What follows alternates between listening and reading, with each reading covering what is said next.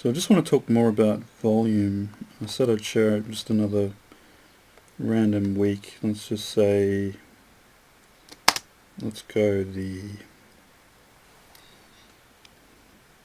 AJ Australian Japanese. Go to the 4 hourly and mark off the first two 4 hour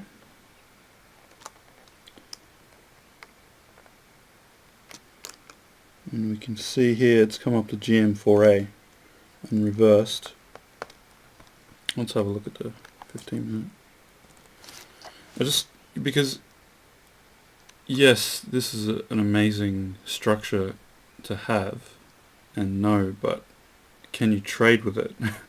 And it's taken me a while to be able to trade with it because, as I explained before, you just get caught up in the time and all the little eddies and flows of what's happening, and you forget the main structure. And to know where to get in, you have to look at volume, which is really just a way to read the supply and demand. And every week's different, obviously. Like we've come. This is a completely different week of what we looked at on the pound Japanese.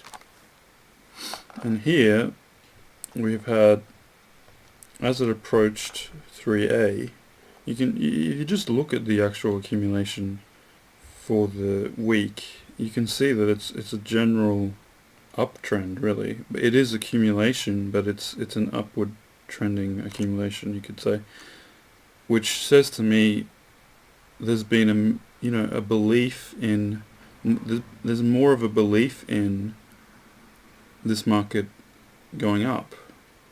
Okay, and as you see, it did. But to me, this is a manipulation. This whole move upwards is a manipulation, and there's going to be a certain level where it reverses.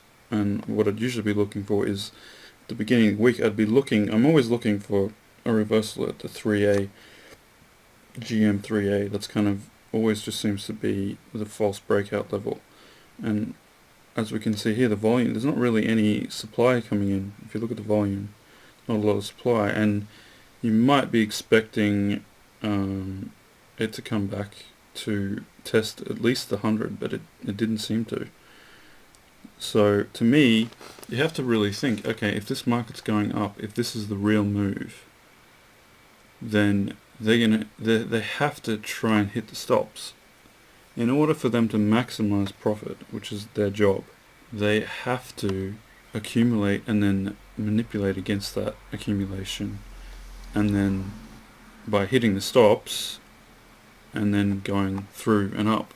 But they haven't done this here, so I'd be thinking, okay, there's no real manipulation to the downside. I'd be thinking, then where's the stop run? And I would be thinking, okay, there's going to be a reversal, or look for a stop run. So to me, this whole wave here is the stop run, is the manipulation cycle. And I know it looks like a trend, and it is, but if you went to a higher time frame, you'd probably see that, say on the daily, you'd see that there'd be, I can't really see it on here, there's accumulation, then manipulation. See these two, this is accumulation, days of accumulation here. Let's just take away this fib.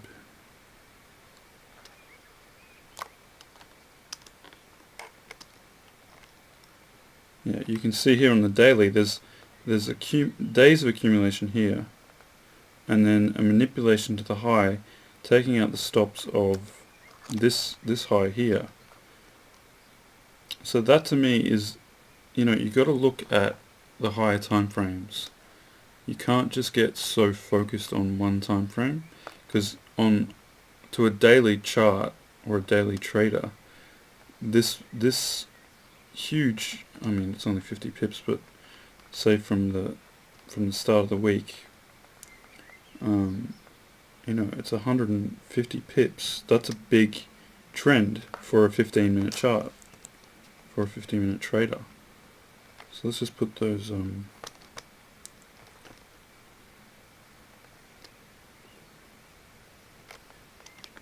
back on. And yeah, as I've said before, GM4A to me is a real extreme level where you'll either see a reversal, you'll at least see that is definitely the end of the first wave. The end of this, the end of the second wave. The end of the second wave is by law, if you're talking about the square root, or is GM2B or 2B, and then the 4A is like the kind of they always seem to manipulate past that natural level, and then they'll come back into accumulation, and which is what they've done here. But in this case, because they haven't done a stop run against the weekly accumulation here, that says to me, okay, this is going to reverse. And I know it took 2 days, but if you look at the volume coming in at the highs, you want to have a look at the volume as it's going up. As it came up to 2B, there was relatively, like it says extreme here, but relatively not extreme to, like, obviously there's still demand in the market, lots of demand it looks like. But as it came to 2B, you've gone back into accumulation, and I'd be looking for some kind of a reversal signal. You've got extreme volume here on that high, again on the high, and that's a big signal of distribution, or I just like to call everything accumulation, because they're either accumulating buy orders or they're accumulating sell orders. The distribution is really the sell-off, and that happened on you know, that's happened all the way up and on the highs, obviously. But the accumulation zone, or what people call consolidation, is the accumulation of either buy or sell orders. So it's going back into accumulation. Then you'd want to be looking at the lows, like, is there still demand in this market? And there is. They're still propping it up. You'd want to be looking for a really low no demand signal here. And you even had a mini accumulation here, and then a slight, like, it's like one tick above that accumulation. This is how extreme they go to this accumulation manipulation cycle. They're always doing it. They did it here, accumulation, manipulation. Look, I just went above that to hit the stops. It might look like the bar might not look like it goes very far to hit the stops, but they'll widen the spread at the top so they can hit the stops with the spread of that actually making the close of the bar look like it went. That's their little manipulation tool. And as you see, from GM4A, it's come way back down to past the zero, which is the low end of the accumulation. So if I usually mark off each so you get an expansion on the bottom as well, and yeah, almost got to 2B. Surprised it didn't. I mean, 4 pips, you know, that's not too bad. And then you have another, like, you have volume coming in at near 2B, or let's just say on GM, and then the manipulation to the 2B, and another reversal back up to the 100 for the week. Now if you look at the week, for that week, you're just going to have the whole week was really accumulation. Like if you look on the weekly chart for that week, let's just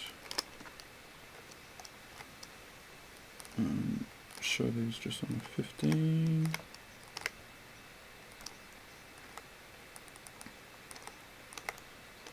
Okay, that's the week. That whole week was accumulation.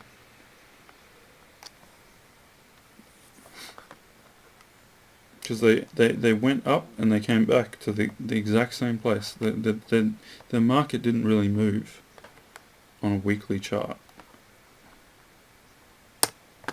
And it's fascinating to me that you can make so much profit within an accumulation. And it's the same structure. So, okay, I just wanted to talk more about how to tell, is this going to continue through to the next wave, or is this, you really have to understand the business model, and you have to always have in mind, okay, have they manipulated against this accumulation? Because 100% of the time they will. And in this case, you may be thinking, like, because the last chart did the same thing, it came up to 3A, kind of, looked like a false breakout, and then came back all the way to the 50, but in this case it just kept on going.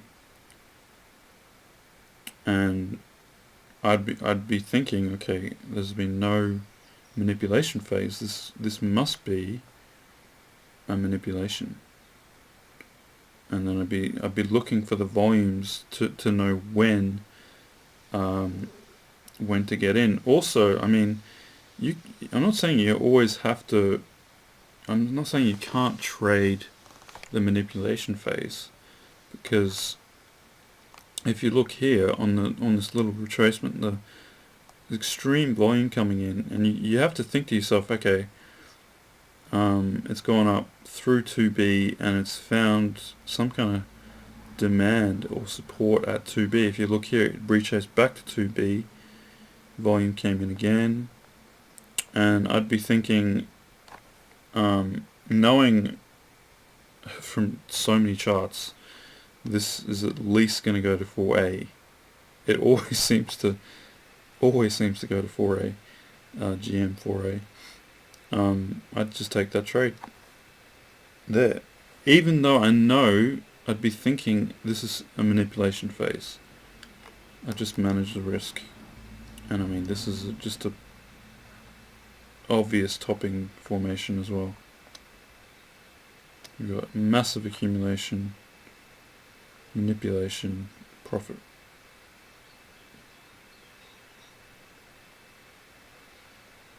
And on a reversal situation, I'd be looking for, there'd be support at 2B, which there was, but after this accumulation, I'd definitely be looking for, hey, they're at least going to get back to the 100, the beginning of, the end of the first wave, or the beginning of the manipulation.